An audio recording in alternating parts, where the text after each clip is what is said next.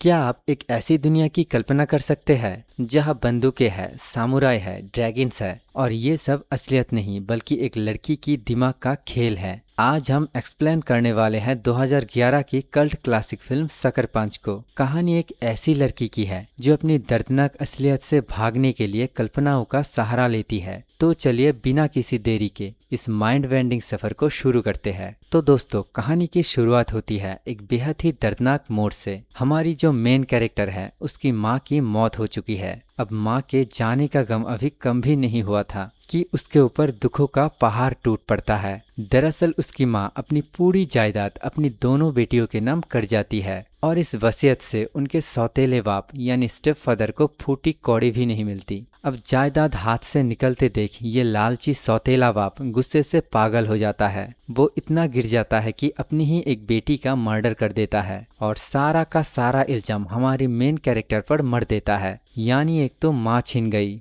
बहन का कत्ल हो गया और ऊपर से अपनी ही बहन के मर्डर के झूठे केस में उसे फंसा दिया जाता है। इतना ही नहीं, वो जालिम इंसान उसे पागल घोषित करके एक बेहद ही खौफनाक मेंटल इंस्टीट्यूट में बंद करवा देता है। लेकिन उस शैतान का मन अभी भी नहीं भरा था। जैसे ही वो लड़की उस मेंटल इंस्टीट्यूट में पहुंचती है, उसका सौतेला बाप वहाँ के एक भ्रष्ट और लालची वार्डन जिसका नाम ब्लू जॉन्स है उसे मोटी रकम की रिश्वत देता है। रिश्वत किस लिए? ताकि वो वहाँ के चीफ साइकेट्रिस्ट वेडागोर्स्की के नकली सिग्नेचर करके उस लड़की का लोबोटोमी करवा सके। दोस्तों, लोबोटोमी एक ऐसी खतरनाक सर्जरी होती है जिससे इंसान के दिमाग का एक हिस्सा हमेशा के लिए डैमेज कर दिया जाता है, जिससे वो एक जिंदा लाश की तरह बन जाता है। ना कुछ सोच पाता है, ना समझ पाता है और इसी नर्क जैसी जगह पर उस बेबस लड़की को एक नया नाम दिया जाता है, बेबी डॉल। अब दोस्तों, यहाँ से फिल्म एक ऐसा मोड़ लेती है जिसे देखकर दर्शक दंग रह जाते हैं। इस मेंटल इंस्टीट्यूट का टॉर्चर और खौफ इतना ज्यादा है कि बेबी डॉल का दिमाग इससे बचने के लिए एक बिल्कुल अलग ही इमेजिनरी दुनिया में फैंटेसी वर्ल्ड बना लेता है। उसकी उस काल्पनिक दुनिया में वो मेंटल इंस्टीट्यूट कोई पागल खाना नहीं बल्कि एक आलीशान लेकिन बदनाम कोठा है जिसका मालिक कोई और नहीं बल्कि वही विलेन ब्लू है जो यहाँ का एक गैंगस्टर बना हुआ है। और जो बाकी लड़कियां वहाँ पेशेंट थी वो इस फैंटेसी वर्ल्ड में सेक्स स्लेव्स बनी हुई है। इसी दुनिया में बेबी डॉल की दोस्ती 4 और लड़कियों से होती है, एम्बर, ब्लॉन्डी, रॉकेट और रॉकेट की बड़ी बहन स्वीट पी। यहाँ तक कि जो असली दुनिया की डॉक्टर गोर्स्की थी उसे बेबी डॉल अपनी दुनिया में एक डांस टीचर की तरह इमेजिन करती है। लेकिन मुसीबत यहाँ भी उसका पीछा नहीं छोड़ती। इस फैंटेसी वर्ल्ड में गैंगस्टर ब्लू बेबी डॉल के वर्जिनिटी को एक बहुत बड़े रईस आदमी हाई रोलर को बेचने की तैयारी कर रहा है। पर दोस्तों, कड़वी सच्चाई तो ये है कि असल दुनिया में वो हाई रोलर कोई और नहीं बल्कि वो डॉक्टर है जो बेबी डॉल का लोबोटोमी ऑपरेशन करने के लिए आ रहा है। यानी समय बहुत कम है। अब कहानी में एंट्री होती है असली एक्शन की। अपनी इस दुनिया में सरवाइव करने के लिए बेबी डॉल को एक कामुक डांस करने के लिए कहा जाता है। लेकिन जैसे ही वो नाचना शुरू करती है वो एक और गहरी फैंटेसी में चली जाती है, सीधे प्राचीन जापान के एक बर्फीले मंदिर में।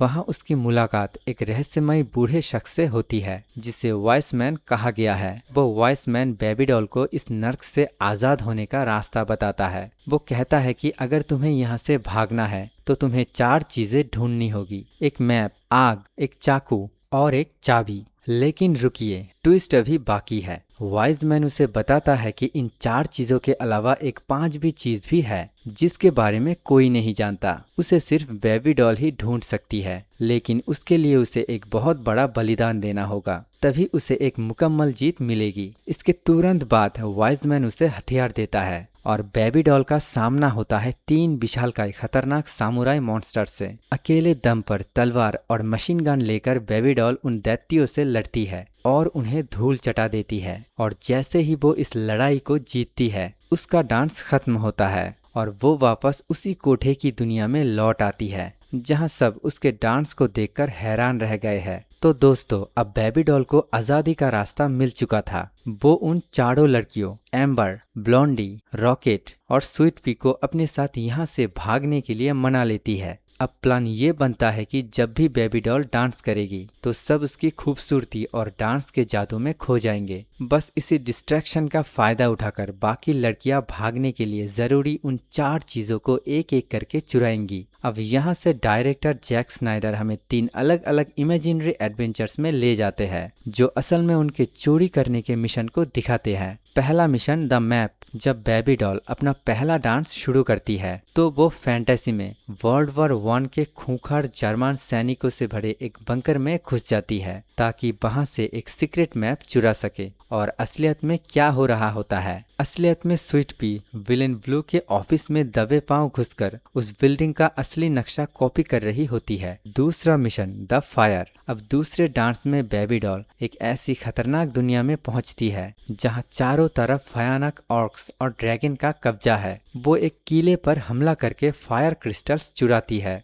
जबकि हकीकत में एम्बर नाम की लड़की वहां आए एक नेता की जेब से लाइटर चुरा रही होती है। तीसरा मिशन। तीसरे डांस में बेबी डॉल एक चलती हुई तेज रफ्तार ट्रेन में रोबोट से लड़ रही होती है ताकि एक बम को डिफ्यूज कर सके। और असल दुनिया में स्वीट पी चुपके से किचन के शेफ की दराज से एक धारदार चाकू चुरा रही होती है। लेकिन दोस्तों, तीसरे मिशन के अंत में एक बहुत बड़ा और दिल तोड़ने वाला हादसा हो जाता है। उस रोबोट वाली फैंटेसी के आखिरी पल में बम फटने से पहले रॉकेट खुद की जान दांव पर लगा देती है, यानी खुद को कुर्बान कर देती है। और जैसे ही फैंटेसी टूटती है, हकीकत का मंजर बेहद खौफनाक होता है। असलियत में जब स्वीट पी चाकू चुरा रही होती है तो वो शेफ उसे रंगे हाथों पकड़ लेता है। वो स्वीट पी पर हमला करने ही वाला होता है कि उसकी छोटी बहन रॉकेट अपनी दीदी को बचाने के लिए बीच में कूद पड़ती है और वो सन की शेफ रॉकेट के पेट में बेरहमी से चाकू घोंप देता है। रॉकेट अपनी बहन को बचाते बचाते दम तोड़ देती है और लड़कियों का ये आज़ादी का मिशन एक बहुत बड़े मातम में बदल जाता है। दोस्तों, रॉकेट की मौत के बाद कहानी में मुश्किलें और ज्यादा बढ़ जाती है। ब्लॉन्डी डर के मारे बेबी डॉल का पूरा प्लान डॉक्टर गॉर्स्की को बता रही होती है और विलेन ब्लू छुपकर ये सारी बातें सुन लेता है। प्लान का पर्दाफाश होते ही ब्लू गुस्से से आग बबूला हो जाता है। वो बिना किसी रहम खाए एम्बर और ब्लॉन्डी दोनों को गोली मार देता है।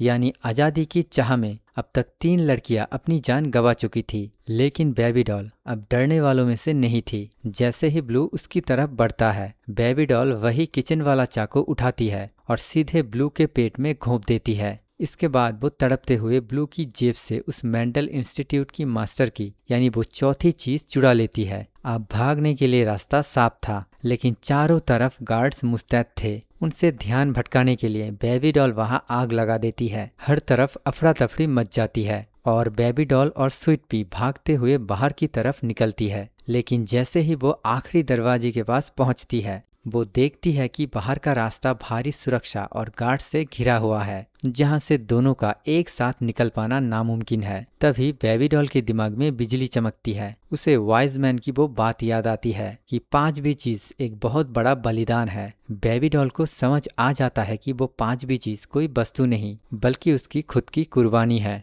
वो जान जाती है कि ये कहानी उसकी जीत की नहीं बल्कि स्वीट पी को आजाद कराने की कहानी है। अपनी जान की परवाह किए बिना बेबी डॉल खुद को उन दरिंदों के सामने लाती है और उनका ध्यान अपनी तरफ भटका लेती है। वो गार्ड्स बेबी डॉल को पकड़ लेते हैं, लेकिन इसी डिस्ट्रैक्शन के फायदा उठाकर स्वीट पी वहां से भागने में कामयाब हो जाती है और आजाद दुनिया में कदम रख देती है। तो दोस्तों, अब कहानी वापस लौटती है उसी बेरहम और कड़वी हकीकत की दुनिया में। उस मेंटल इंस्टीट्यूट में वो सर्जन बेबी डॉल का लोबोटॉमी ऑपरेशन पूरा कर देता है, यानी बेबी डॉल के दिमाग का वो हिस्सा हमेशा के लिए खत्म कर दिया जाता है और वो एक जीरो वाली दुनिया में चली जाती है। तभी वहां डॉक्टर गॉर्स्की आती है और वो बेबी डॉल की फाइल देखकर हैरान रह जाती है। वो कहती है कि इस लड़की ने यहाँ अपने छोटे से सेट के दौरान एक वार्डन को चाकू मार दिया, पूरे पागल खाने में आग लगा दी और एक दूसरी लड़की को यहाँ से भगा भी दिया। अब ट्विस्ट देखिए, वो सर्जन जो खुद इस तरह के अमानवीय ऑपरेशन के खिलाफ था, वो डॉक्टर गॉर्स्की से पूछता है कि मैडम, जब ये लड़की इतनी हिम्मत वाली थी तो आपने इसके लोबोटॉमी की परमिशन क्यों दी?